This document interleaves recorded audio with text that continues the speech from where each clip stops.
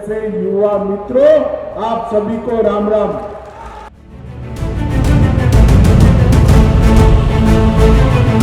मेरे साथ बोलिए, भारत माता की। अरे भाई, ऐसी आवाज नहीं चलेगी। देवभूमि में आया हूं, ऐसी आवाज चलेगी? सभी लोग दोनों हाथ उठाइए, उठाइए दोनों हाथ, मुट्ठी पीछे और प्रचंड आवाज से बोलिए, भारत माता की, भारत माता की।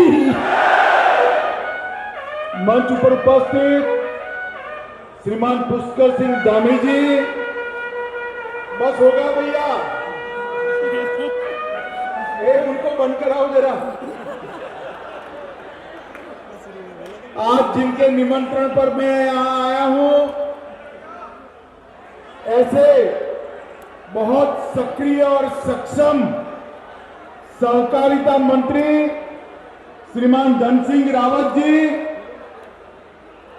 उत्तराखंड के पर्यटन मंत्री और हरिद्वार के प्रभारी मंत्री श्रीमान सतपाल महाराज जी, यहाँ के लोकप्रिय सांसद श्रीमान रमेश पोखरियाल जी, राज्यसभा की सांसद बहन कल्पना सैनी जी, भारतीय जनता पार्टी उत्तराखंड के अध्यक्ष श्रीमान महेंद्र भट्ट जी, विधायक हरिद्वार, पूर्व भाजपा अध्यक्ष श्री मदन कौशिक जी, हमारे विधायक श्री आदेश चौहान जी, प्रदीप बत्रा जी, जिला सहकारी बैंक के अध्यक्ष श्री प्रदीप कुमार जी, राज्यसभा के सदस्य श्री नरेंद्र बंसल जी, और आज के कार्यक्रम में आए हुए प्यारे भाइयों, बहनों, माताओं और मेरे जिगर के टुकड़े जैसे युवा मित्रों, आप सभी को राम राम। सबसे पहले मैं आज प्रभु श्री राम का जन्मदिन है, रामनवमी की आप सभी को ढेर सारी शुभकामनाएं और बधाई देना चाहता हूं। मित्रों, आज मैं 30 अक्टूबर का दिन याद करता हूं। उसी दिन समग्र भारत में पहली बार पैक्स के कंप्यूटराइजेशन का कार्यक्रम हमारे उत्तराखंड में शुरू किया था, और आज 17 माह बाद में आया हूं। सभी के सभी 670 पैक्स का कंप्यूटराइजेशन समाप्त हो चुका है। मैं धन सिंह भाई और मुख्यमंत्री जी को हृदय से साधुवाद देना चाहता हूं। मल्टीपर्पज पैक्स हमने अभी तो कुछ माह पहले मॉडल बायलॉज भेजे थे, सर्कुलर किया था। यहां पर 95 मल्टीपर्पज पैक्स बनाने का काम समाप्त हो चुका। इसके साथ साथ 95 जन औषधि केंद्र कोऑपरेटिव सोसाइटी के अंदर, और इसके साथ साथ जन सुविधा केंद्र भी जो भारत सरकार ने अभी शुरू किए, इसको सबसे पहले उत्तराखंड ने शुरू किया है। मैं सभी को बहुत बहुत बधाई देता हूं। मित्रों, नरेंद्र मोदी जी ने सहकार से समृद्धि इस सूत्र के साथ वर्ष में पहली बार देश में अलग सहकारिता मंत्रालय बनाया, और आज सहकारिता मंत्रालय के माध्यम से देश के सभी 63,000 एक्टिव पैक्स को कंप्यूटराइज करने का काम शुरू हो गया है। इसके साथ साथ 307 डिस्ट्रिक्ट कोऑपरेटिव बैंक और ढेर सारी चीजें कंप्यूटराइज करी है। आज यहाँ पर 307 सहकारी बैंक की शाखाएं, 670 बहुउद्देशीय पैक्स, 670 एमपैक्स, ये सभी का कंप्यूटराइजेशन समाप्त कर उत्तराखंड सरकार ने समग्र देश में सहकारिता क्षेत्र में पहले नंबर पर आने का काम उत्तराखंड सरकार ने किया। मित्रों, जब मैं यहां पर मुख्यमंत्री घासियारी योजना कोऑपरेटिव बेसिस पर शुरू करने आया, तब मुझे था कि ये धन सिंह शुरुआत तो कर देगा, मगर करेगा कैसे। मगर आज मैं उसको जमीन पर उतरा हुआ देखकर हृदय से मुख्यमंत्री जी और धन सिंह भाई को बहुत बहुत बधाई देना चाहता हूं। मित्रों, कंप्यूटराइजेशन से पूर्ण पारदर्शिता आएगी, ब्याज की गिनती हर किसान को समझ में आएगी और इसके साथ साथ बैलेंस शीट भी तुरंत चालू होगी, ऑडिट भी ऑनलाइन हो जाएगा, जिससे पैक्स की फाइनेंशियल डिसिप्लिन में, आर्थिक शिस्त में बहुत बड़ी बढ़ोतरी होने वाली है। ये 95 जन सुविधा केंद्र, 300 से ज्यादा केंद्र सरकार की योजनाएं और लगभग इतनी राज्य सरकार की योजनाओं को 95 गांवों में सीधा पहुंचाने का काम करेंगे और इसके माध्यम से जन सुविधा केंद्र की इनकम से पैक्स भी मजबूत होंगे। मित्रों, आज जन औषधि केंद्र लगभग 50 से 90% सस्ती दवाई ये कोऑपरेटिव जन औषधि केंद्रों से मिलने वाली है, जिससे लोग अपनी स्वास्थ्य का फायदा कर पाएंगे। उत्तराखंड के 95 विकास खंडों में एकीकृत सामूहिक सरकारी खेती का भी मॉडल आज शुभारंभ हुआ है। मगर धन सिंह भाई, आज मेरे मन में डाउट नहीं है, घासियारी योजना की तरह ये भी पूर्णतया सफल होगा और इसको आप ढेर सारे किसानों को जोड़कर इनकी आय बढ़ा पाएंगे। मोगी ने 50 एकड़ भूमि को आपने 500 रुपया प्रति नाली के प्रति वर्ष किराए पर लिया है, इससे एक सिद्धि की ओर जा रहे हैं। मित्रों, आज कोऑपरेटिव से जुड़े ढेर सारे डिपॉजिटर को भी मैं एक शुभ समाचार देना चाहता हूं। सहारा ग्रुप की 4 कोऑपरेटिव सोसाइटियों में जिन जिन लोगों ने अपना पैसा लगाया था, उनको पैसा और सूद दोनों नहीं मिलता था। कल सहकारिता मंत्रालय के इनिशिएटिव से देश की सुप्रीम कोर्ट ने ऑर्डर कर लगभग 10 करोड़ डिपॉजिटरों को अपना पैसा वापिस देने का निर्णय किया है, जिससे सहारा ग्रुप के सारे डिपॉजिटर को अपना पैसा वापिस मिलेगा।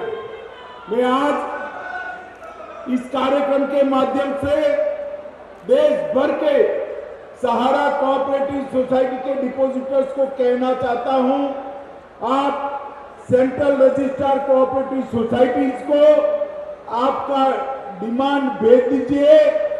आपकी सत्यापन कर 3-4 महीने में ही ये पैसा देने की व्यवस्था हो जाएगी।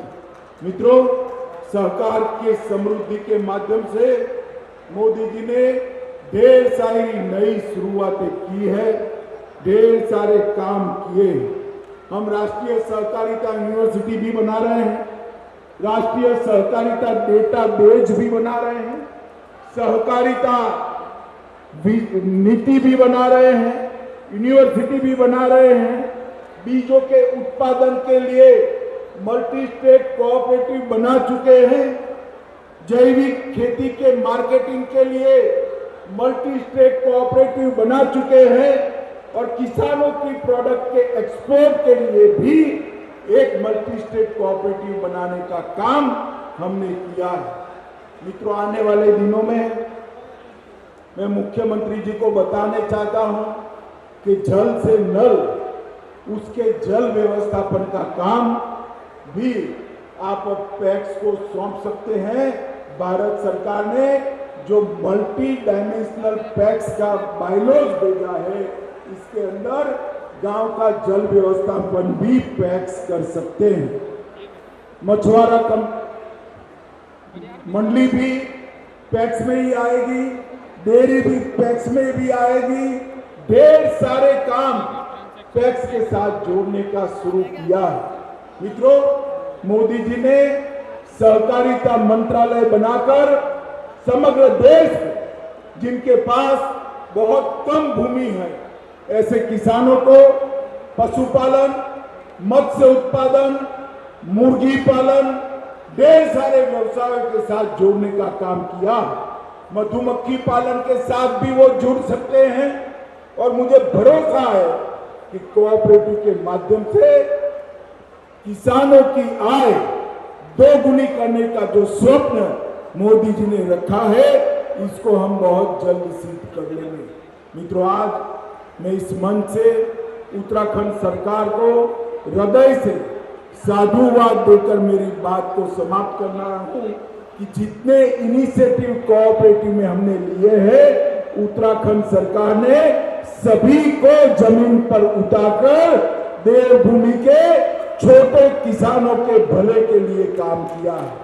मैं बहुत बहुत बधाई हमारे मुख्यमंत्री जी और सहकारिता मंत्री जी को देकर मेरे शब्दों को समाप्त करता हूं। भारत माता की, जोर से बोले, भारत माता की वंदे।